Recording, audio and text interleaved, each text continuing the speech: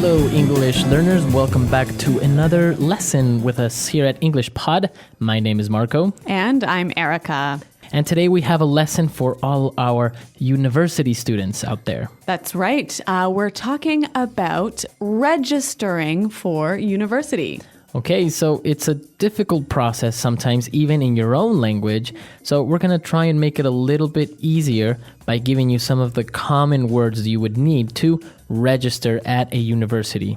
All right, well, I think it's time we get started by listening to the dialogue. And we're going to listen to a young female student as she tries to choose her classes.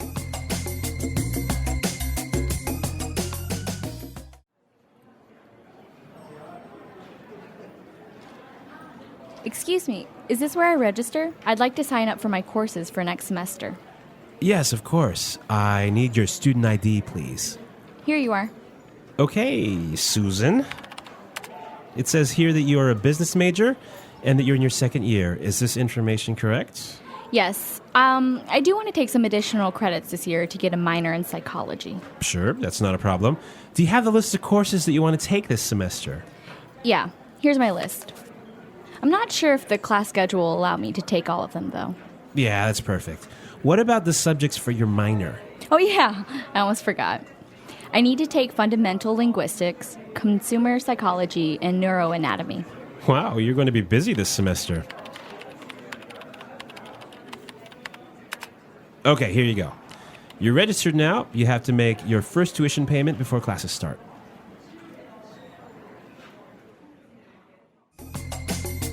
All right, great. A very good student, taking a lot of classes this semester. I know, and it sounds like some of them are pretty hard as well. Yeah, they are.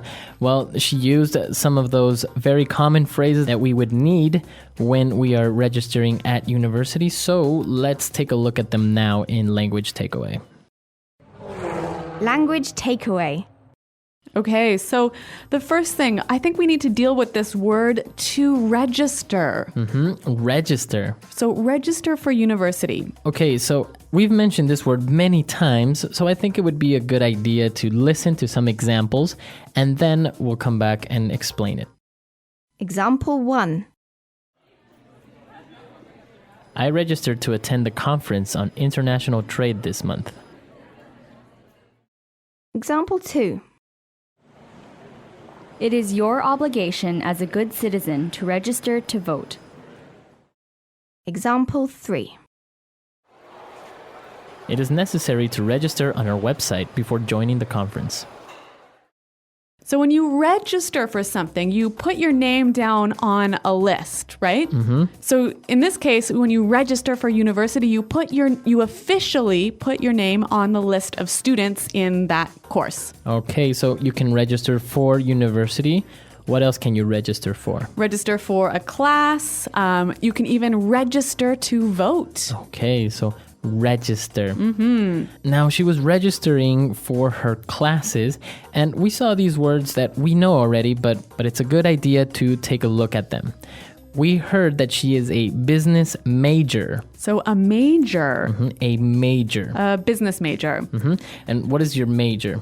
The major is the major area that you study, the most important area that you study. The area where you are specialized. Yeah, the area that you focus on. Okay. Now, we heard another one that's called a minor. So this is another area that you study, but it is less important than your major.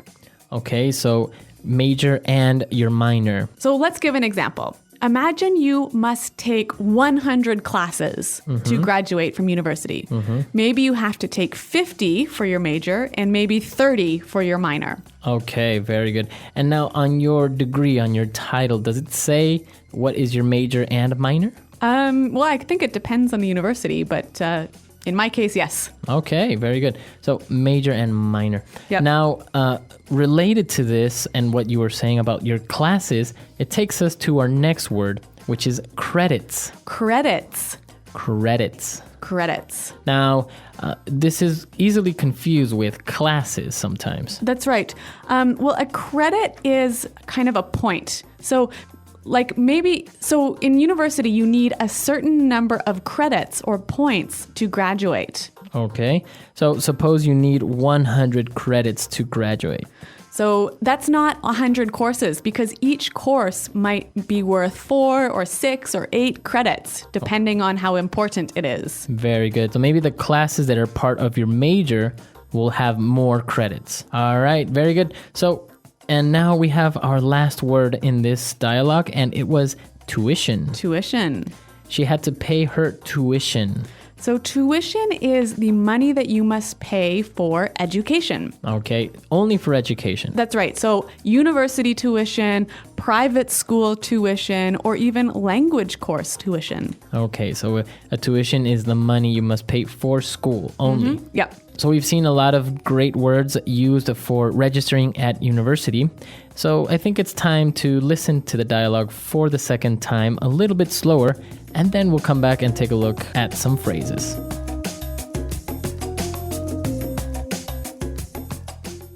Excuse me, is this where I register? I'd like to sign up for my courses for next semester. Yes, of course. I need your student ID, please. Here you are. Okay, Susan. It says here that you are a business major and that you're in your second year. Is this information correct? Yes. I do want to take some additional credits this year to get a minor in psychology. Sure, that's not a problem. Do you have the list of courses that you want to take this semester? Yeah, here's my list. I'm not sure if the class schedule will allow me to take all of them, though. Yeah, that's perfect. What about the subjects for your minor? Oh, yeah, I almost forgot. I need to take fundamental linguistics, consumer psychology, and neuroanatomy. Wow, you're going to be busy this semester. Okay, here you go. You're registered now. You have to make your first tuition payment before classes start. All right, so it's time for putting it together. Putting it together. And we're going to look at some phrases here that we can use to talk about education and university, and we can use them in different ways. All right, and our first phrase is actually very similar to register. To sign up for something. Okay, I want to sign up for. I'd like to sign up for my courses. I think it would be a good idea if we listen to some examples of how we can use this phrase. Example 1.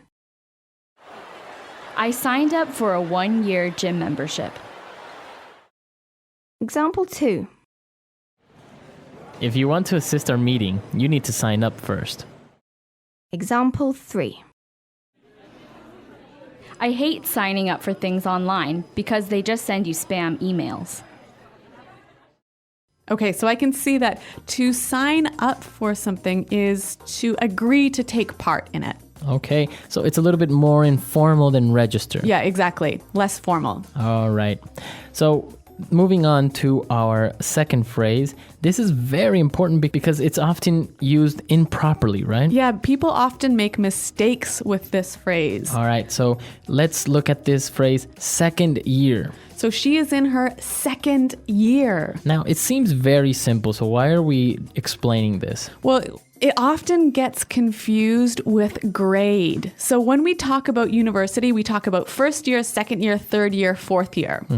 We cannot say grade 1, grade 2, grade 3, grade 4. Or year 1, year 2. No, it's always first year, second year, third year, fourth year. Okay, very good. Or last year. Yeah, last year. My last year of college. Exactly.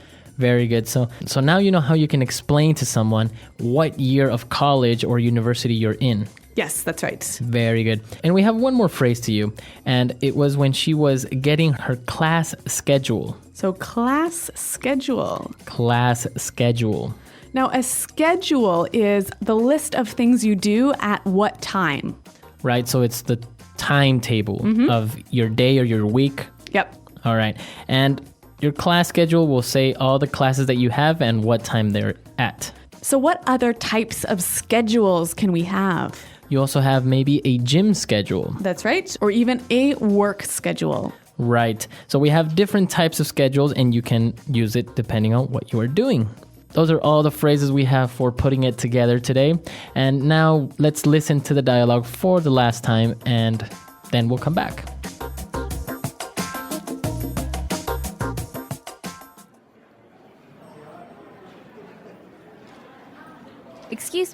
this where I register? I'd like to sign up for my courses for next semester. Yes, of course. I need your student ID, please. Here you are. Okay, Susan. It says here that you are a business major and that you're in your second year. Is this information correct? Yes. I do want to take some additional credits this year to get a minor in psychology. Sure, that's not a problem. Do you have the list of courses that you want to take this semester? Yeah, here's my list. I'm not sure if the class schedule will allow me to take all of them, though. Yeah, that's perfect. What about the subjects for your minor? Oh, yeah, I almost forgot.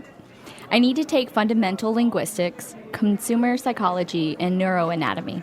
Wow, you're going to be busy this semester. Okay, here you go. You're registered now. You have to make your first tuition payment before classes start.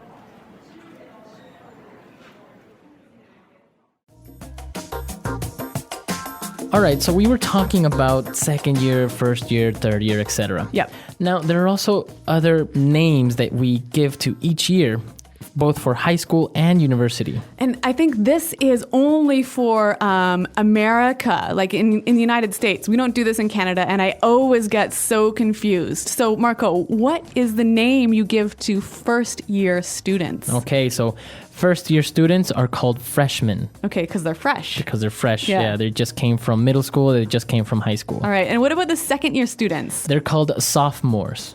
Okay, because they're soft? No, well, it's not soft, it's sophomore, like Ah. SOPH. Sophomore. Sophomore. And then third year students are called juniors. Okay, because they're almost it's like junior manager. Exactly. Yeah. Because then last year students are called seniors. Huh. So So- they're the oldest guys in the school. Exactly. So you can say, yeah, I'm a sophomore at Arizona State University. Okay, so we only use this in America, though, right? Yes, it's very and not only for university but also for high school. Okay. All right, guys, that's all the time we have for today. I hope you enjoyed this lesson, and if you have any questions or comments, or you want to share with us your experiences in high school or university, please come to the website at englishpod.com. That's right. So Marco and I are there to answer your questions. And until next time, thanks for listening and goodbye. Bye.